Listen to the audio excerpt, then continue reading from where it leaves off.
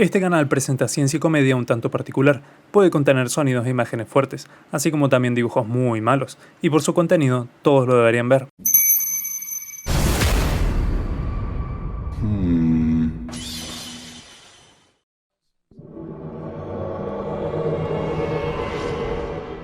Ah, el sol. El sol es un astro fabuloso. Es un padre magnífico. Si tan solo pudiera ser tan incandescente.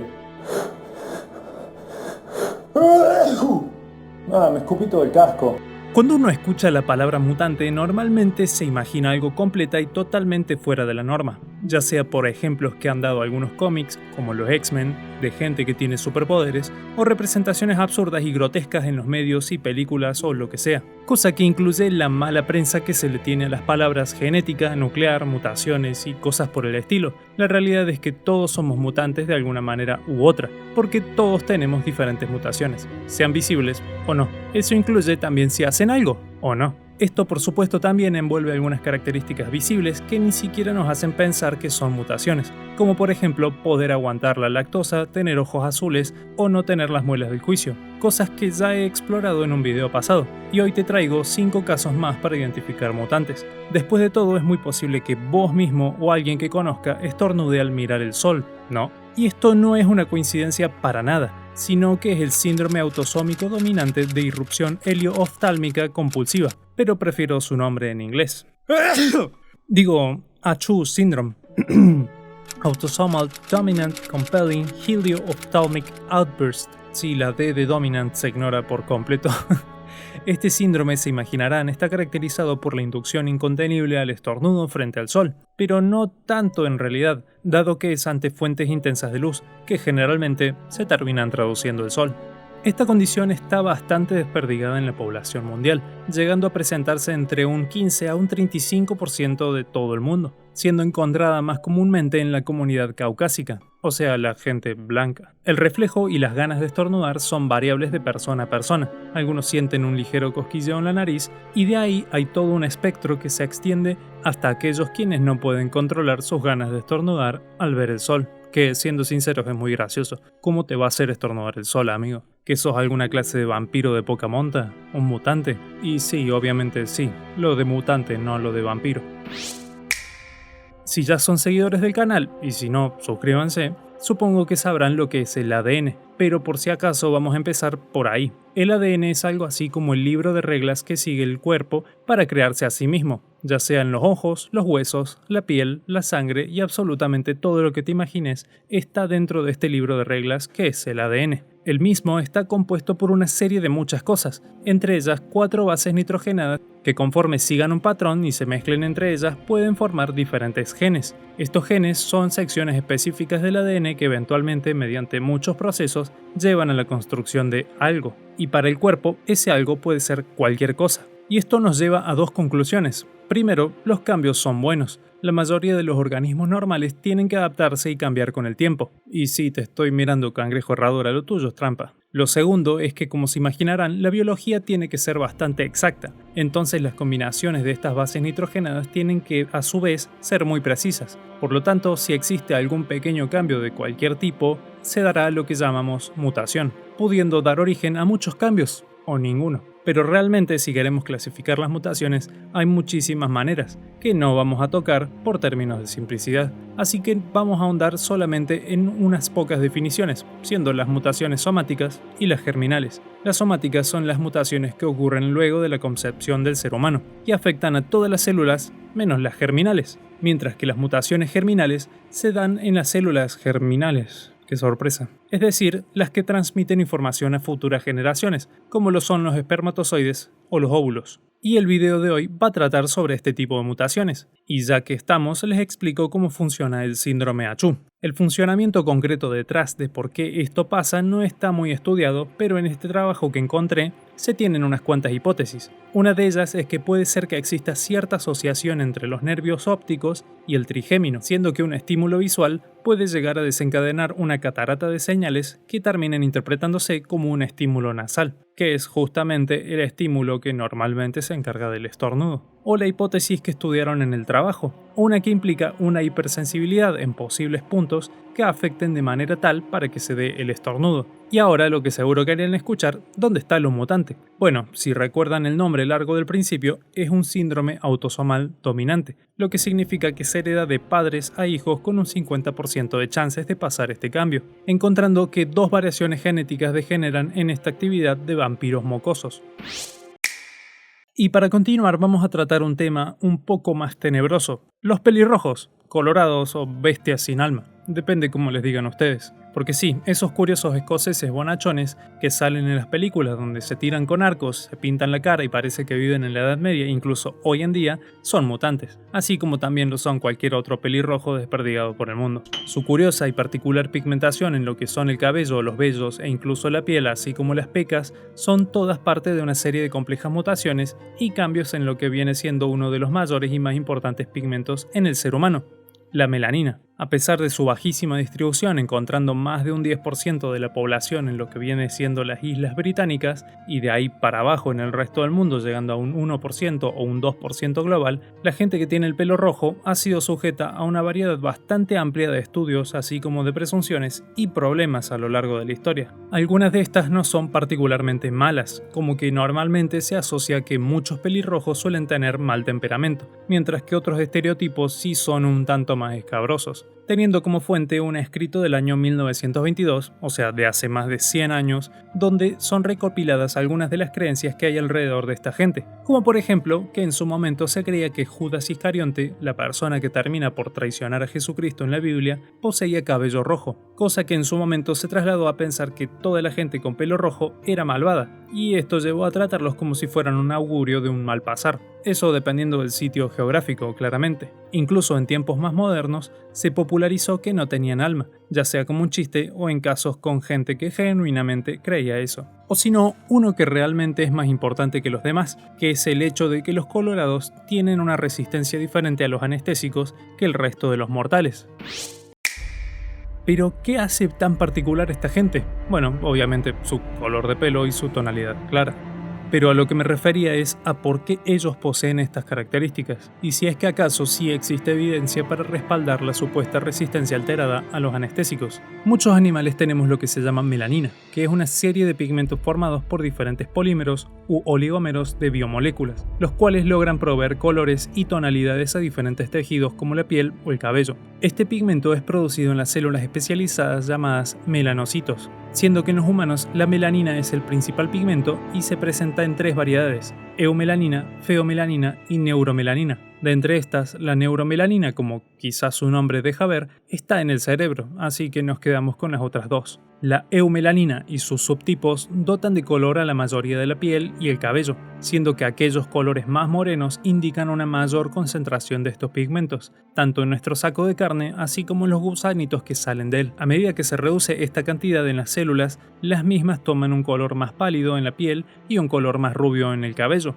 Esto puede dar lugar a varias combinaciones, mientras que la feomelanina confiere de colores entre amarillentos a rojizos, normalmente encontrándose distribuida en todos los tejidos, pero un poco, aunque esta misma es responsable de la coloración de ciertas zonas como los labios o las zonas erógenas. Y si te interesa saber para qué sirven estos pigmentos y por qué la falta de sol puede empeorar la depresión, quédate para las escenas post-créditos. Pero siguiendo con los colorados, la enorme mayoría de ellos poseen mutaciones en el receptor melanocortina 1 o MC1R para los amigos, que se encuentra en los melanocitos, siendo que más de un 70% de los casos de gente que es pelirroja puede asociarse a las mutaciones de este receptor, mientras que el resto puede explicarse por otras mutaciones menos comunes en otros sitios de su genoma. Como tal, lo que causan estos cambios es una producción anormalmente baja de eumelanina. Por lo tanto, las concentraciones presentes de feomelanina toman mayor prevalencia a la hora de teñir el cuerpo. Esto en todos los casos se traduce a cabellos de tonos naranjas a rojos, y también muchas veces está asociado a tonos de piel blancos o pálidos, aunque no siempre es el caso, dado que hay múltiples etnias donde las personas con estas mutaciones retienen parcialmente sus tonalidades en la piel, pero no así en el cabello. También suele observarse la presencia de pecas, aunque tampoco es algo definitivo. Más allá de otorgar un aspecto bastante único y llamativo, esto viene también con muchas desventajas y enemigos mortales. Entre ellos está el sol, dado que al tener un nivel menor de eumelanina se encuentran más expuestos a los efectos dañinos del mismo, siendo que son más propensos a desarrollar cáncer de piel que las demás personas. Otros de sus enemigos son ellos mismos, dado que estas mutaciones también terminan afectando cosas tan curiosas como la resistencia al dolor o la tolerancia al calor, existiendo estudios que afirman esto, como que necesitan una mayor cantidad de anestésicos. Aunque quizás el peor villano que enfrentan es Disney, quien parece estar eliminándolos silenciosamente, uno por uno. Pero esto puede ser beneficioso, menos pelirrojos, menos sustos que nos llevamos. Ahora lo único que falta es que Disney elimine a los pelados, nuestros próximos mutantes. Sí, mucha de la gente calva que ven día a día poseen componentes genéticos asociados a su condición. Y para eso vamos a empezar con una definición más exacta de esto. La pérdida normal del cabello lleva el nombre de alopecia, y como se imaginarán, hay muchas maneras de quedarse calvos. Por lo tanto, hay varios tipos de alopecia. Particularmente las que no involucran aspectos de la genética son la alopecia causada por estrés, la causada por tracción, es decir, la que se ve al arrancarse o estirarse de manera muy seguida el cabello. También encontramos la alopecia postparto, que se da luego del parto, y así algunas más como la que pueden surgir por tratamientos médicos complejos como la quimioterapia. Yo personalmente solo molesto, pero hay hasta fobias, como la falacrofobia, el miedo excesivo a quedarse calvo o ver a alguien con una impresionante tobogán de piojos en la cabeza. Volviendo con la alopecia más tradicional, la antropogenética se presenta en dos patrones distintivos, divididos en ambos sexos. El patrón de calvicie masculino posee una escala que es la de Hamilton-Norwood, que muestra cómo en los primeros niveles se presenta un patrón similar a una M en las zonas superiores más cercanas al rostro. De ahí en adelante se observa la aparición de un punto calvo en una parte de la coronilla, que luego posteriormente avanza hacia la cima y termina por unirse con este patrón en M. Esto no significa que todos aquellos quienes padezcan este patrón van siempre a terminar en el último nivel. Esto es solo una manera de clasificar la alopecia masculina, mientras que el patrón femenino de calvicie también cuenta con su propia escala, la Ludwig, en la que normalmente aquellas personas afectadas por este patrón observan una pérdida del grosor del cabello en la zona de la cima y la coronilla, aunque suele conservarse el mismo que se encuentra inmediatamente arriba de la frente, al menos que la calvicie también afecte de manera frontal. Pero ¿qué es esto de alopecia androgenética o androgénica? Es el tipo más común de calvicie que se da en el mundo, con hasta un 50% de los hombres de 50 años presentando algún nivel de la misma, así como hasta un 40% de las mujeres en las edades de 70 años. Los andrógenos son hormonas relacionadas con el desarrollo de características masculinas. Una de esas es particularmente la testosterona, famosísima hormona que entre tantas funciones promueven el desarrollo de la masa muscular, el desarrollo y mantenimiento de vello a nivel facial y corporal, así como también un agravamiento de la voz y demás cosas. Y lo que le da el nombre a esta alopecia está relacionado con la dihidrotestosterona, que es otra hormona andrógena, siendo un derivado más potente que la testosterona. Pero imbalances con esta hormona generan lo que es la alopecia, siendo el debilitamiento de los folículos que dan lugar al cabello, pudiendo llegar a agravarse tanto como hasta dejarnos pelados. Y bueno, por supuesto tiene sentido que la tengan los hombres, porque bueno, es una hormona que promueve más que nada caracteres sexuales masculinos, pero también está presente en mujeres, así como los hombres también tienen presentes en su sistema estrógeno, solo que obviamente en menor proporción el uno con el otro. Y un mito que no es tan mito es que en realidad es el hecho de que está regulado por nuestros parientes. Siempre vas a encontrar a alguien diciendo que si el padre de tu madre es calvo también lo vas a hacer, o al revés, si alguien tiene pelo no vas a tener, y así, ya está. Pero esto se origina debido a que en su momento se planteó esta enfermedad como que tenga alguna clase de herencia mendeliana común, que sigue bastantes veces este aspecto, pero en realidad es una condición compleja poligénica, significando que muchos genes están presentes a la hora de tenerse en cuenta en los posibles efectos que puedan llegar a dar lugar a la calvicie. No hay uno solo que esté actuando todo el tiempo, sino que pueden ser varios a la vez o separados, lo que significa que bueno, si te toca realmente. Pero esa es solo un tipo de alopecia. Si bien es la mayoritaria, también existen otras como la alopecia areata, la cual no sigue patrones comunes como ya lo hemos visto, sino que se presenta en formas de parches alrededor de lo que es la cabeza y la barba, siendo que está relacionada con problemas autoinmunes y afecta de igual manera a ambos sexos. Y hay más, como la total o la universal, pero lo dejemos hasta ahí. Así que nos despedimos de los cabezas de pulgar. Ahora les pregunto, ¿qué tienen en común Willy Rex con Megan Fox? Así es cierto. Ambos salen en clips musicales sumamente exitosos. Por un lado, Megan Fox sale en la canción Love the Way You Lie de Rihanna y Eminem, mientras que Willy dio la mejor interpretación de Paradise de Coldplay que pudo pasar alguna vez.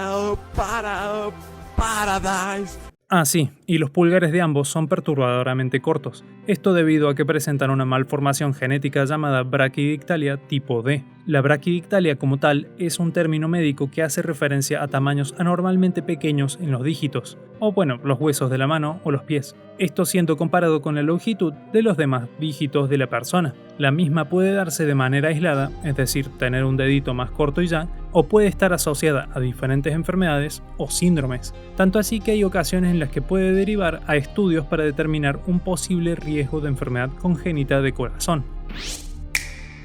La braquidictalia aislada, o sea la que viene sola, posee una gran cantidad de tipos, muchos de ellos con los genes mutados reconocidos y otros no tanto. Para esta comparación, tomemos esta mano como normal, mejor esta otra, y la vamos a comparar en cómo afectan a los huesos de la mano. Si es posible, quizás una foto. Los huesos afectados van a estar en color rojo. Tenemos al tipo A1, tipo A2, tipo A3, tipo A4, tipo B,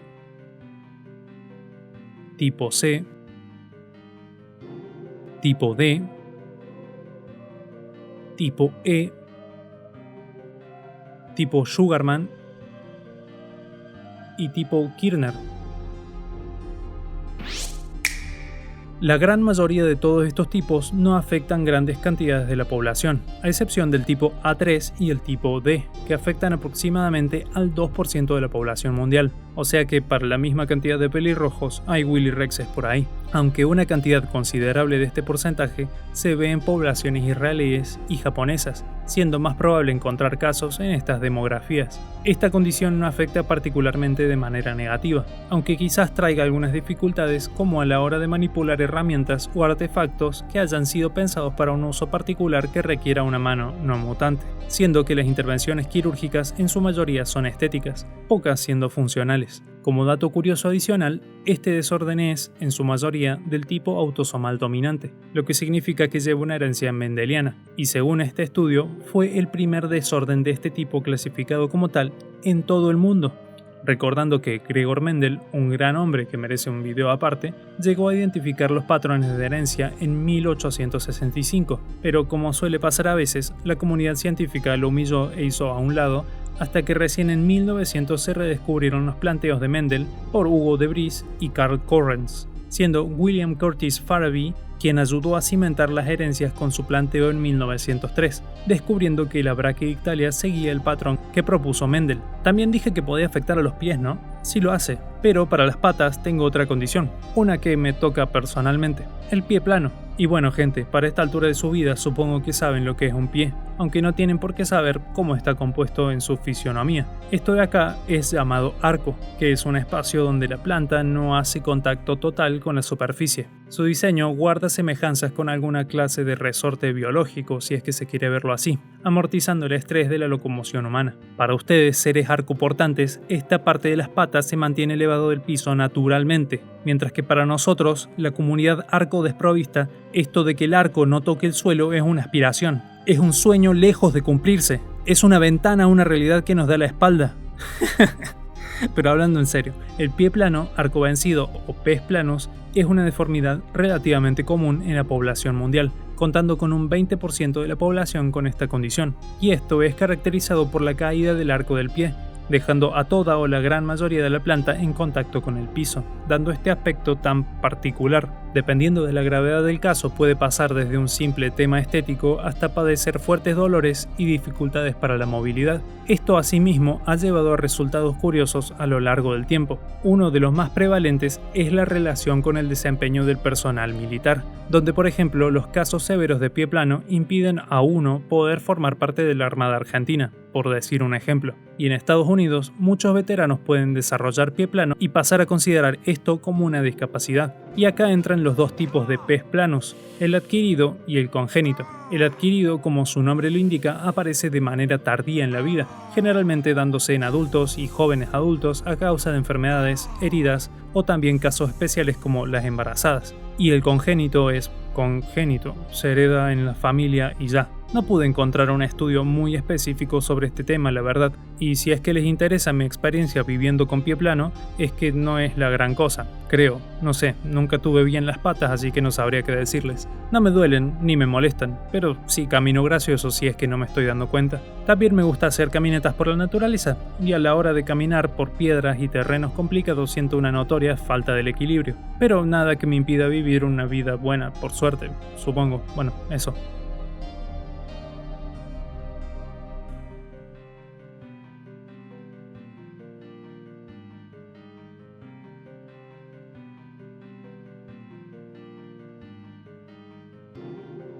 Como les adelanté antes, la melanina determina el color de nuestra piel, pero a su vez también se encuentra en otros tejidos como lo es el pelo o partes del ojo, y en otras partes un poco más complicadas. Es importante destacar que la función de la eumelanina no es estética, sino que poseer grandes cantidades de este pigmento ayuda a frenar los efectos nocivos del sol, en particular la radiación. Por eso es que las poblaciones en sitios geográficos que más sol reciben tienen un tono de piel más oscuro que aquellos que viven en los polos. Eso no significa que tienen que salir a ponerlo a prueba. Por favor, usen protector solar. Pero esto a su vez tiene una importante contraparte. El sol como tal es una parte terriblemente importante en la función de la vitamina D, porque los mismos rayos ultravioleta que nos impactan desde el sol desencadenan la producción natural de nuestro cuerpo para la vitamina D. Aquellas personas con grandes cantidades de melanina normalmente se encuentran, como ya dije, en zonas propicias de mucho sol, lo cual uno pensaría que no es problema para, otra vez, la vitamina D. Y no lo es, si es que siguen en estos lugares o se suplementan de manera correcta,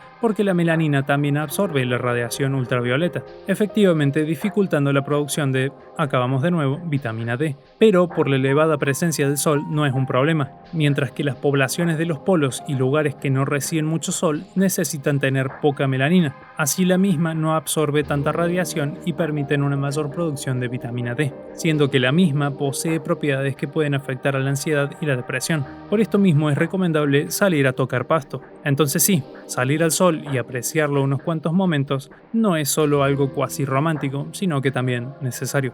Chau.